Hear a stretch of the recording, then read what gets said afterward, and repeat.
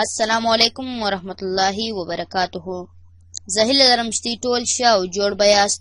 نن موږ په دا ویډیو کې وایو چې موږ څنګه کولی شو د کمپیوټر یا د لیپټاپ څه چیز جوړ کړو، موبایل جوړ کړو. یعنې چې په هغې کې یو داسې سافټویر انسټال کړو چې هغې کې موږ د موبایل راته خلاص وي او په هغې کې موږ د موبایل سافټویرونه چیز کولی شو، انسټالولی شو. نو ډېر اسانه دی ګران ورونو، دا ویډیو تر اخره پورې وګورئ او د نور دوستانو سره شیر کړئ.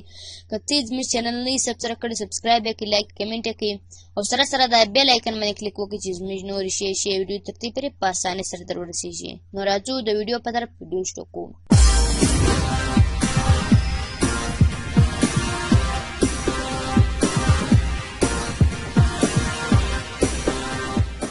موږ سره یو داسې سافټویر دی، د هغه نوم چې دی یو ویو انډرایډ.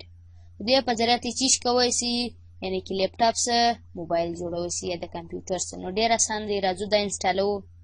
د دې لینک چې دی ما ورته ته په ډسکرپشن کې هم درکړی دی، ته د هغه ځای کې سم په اسانه سره ډاونلوډولی سي. نو راځو موږ پر دې باندې لیفټ کلیک 2 واره کوو چې 2 واره مې پر وکړي ګران ورونو.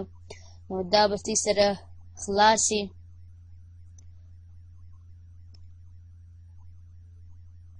یس مې کوي ګران ورونو. دا اوس موږ چیز کوو، انسټالوو یې. نیکسټ بیا کوي، آی اګري بیا کوي.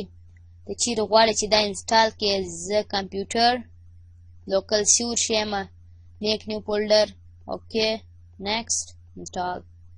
نو ګران ورونو دا چې دې سره انسټال سي، نو دا بیا موږ چیز کوو، خلاصوو. په داسې موږ دا سافټویر انسټالوو چې کوم سافټویر د موبایل غوي.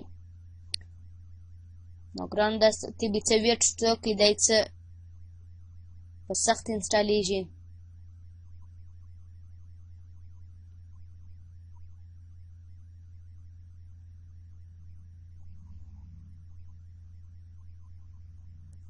نو ګران ورونو که ته زموږ چینل نه یې سبسکرایب کړی، سبسکرایب یې کړئ او دا ویډیو د نور دوستانو سره هم شیر کړئ.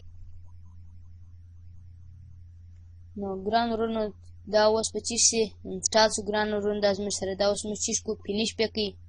اوس کنګرچولیشن یو ویو انډرایډ انسټال سکسسفولي. دا ستاسو چی شو، په اسانۍ سره انسټال شو. نو موږ راځو اوس دا خلاصوو. نو ګران ورونو ته کته چې دا زموږ سره انسټال شو، نو پر دې باندې به لیفټ کلیک 2 واره وکړئ چې 2 واره مې پر وکړئ. نو ګران ورونو څه ویټ ورته وکړئ، دا به سره چی شي، خلاص به شي. نو دا د موږ ویټ ورته وکړئ او دا زموږ سره چی شو، خلاص شو. نو ګران ورونو نو دا چې سی سره خلاص شي، نو دې دا سی سره به څه پروسیسینګ وکړي او بیا به سی سره چی شي، خلاص به شي. نو دا لوډینګ یور ویو انډرایډ دا زموږ سره پروسیسینګ وکړي او دا چې خلاص شي، د دې انټرفیس سره کمې دا رقم ګران ورونو ته یې کتئ شي، د انټرفیس څنګه دا رقم. نو دا چې زموږ سره خلاص شو ګران ورونو ته یې کتئ شي.